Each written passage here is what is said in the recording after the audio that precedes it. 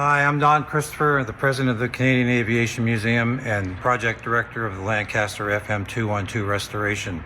The City of Windsor bought this Lancaster in 1964 after the Royal Canadian Air Force retired their entire fleet, and it was brought here to Windsor as a memorial to the 400 plus young men in Windsor, Essex County who gave their lives fighting in the air war over Europe.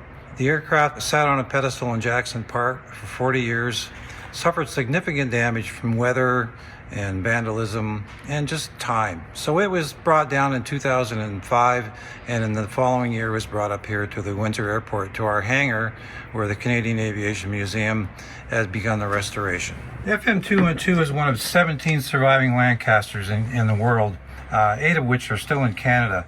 So it is not just a local treasure, it's a national treasure. Over half of them, of the 7,377 built, were lost in combat, with a total loss of life of over 57,000 young men. So we want to be sure that we have done this aircraft justice and the restoration justice. One of the other questions always we get asked is what's taking so long, and personally, in the 12 years I've been here, I have spent over 1,000 hours a year here working on this aircraft, so up to 12,000 myself. Grand total for all the crews that have worked here over the last few years is up to 85,000 man hours. And when you consider that it took 150,000 man hours to build one of these, we're doing really well, considering we've had to disassemble the whole aircraft, fix the problems, and then now reassemble it. We've had many volunteers work on the aircraft over the years, and many local businesses have devoted a lot of time, money, and materials to the restoration and helping us get to where we are today. We would really like to see the aircraft stay here. That being one of the main reasons is the amount of effort and time that was put into getting the aircraft to the condition it's in right now, which is almost airworthy.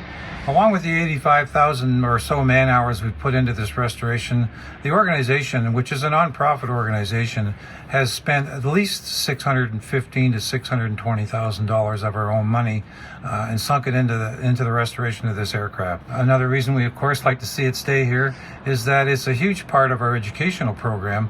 We have over 2,000 students come through on a yearly basis, a lot of them grade 6 courses which take the theory of flight. And this is all part of our program, which is very well received by all of the local schools. So it's become a great educational attraction, as well as being the third highly rated attraction in the Windsor area, according to TripAdvisor. So virtually every volunteer that's worked on this aircraft has some very strong emotional connection to it and to family members who either flew or passed away or fought in these aircraft in World War II. So there's a huge emotional connection with all of us who work on the aircraft. My father alone worked with the RCAF during the war years. Another reason I think is very compelling to keep it here in this environment.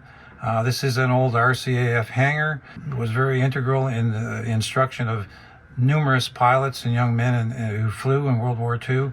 This is an airplane, and it should stay at the airport. One of our goals eventually is to get all of the engines running and taxi the aircraft, and it could actually be a world-class attraction because of that. FM212 would be the only Lancaster in Canada where you could get a taxi ride. We could make arrangements with the airport to actually taxi past the terminal, and I can actually picture faces glued to the window as we rolled by. So there are just so many compelling reasons to keep it here, and we hope that when you fill out the survey for the city that you include that in it and give us your support. We appreciate it.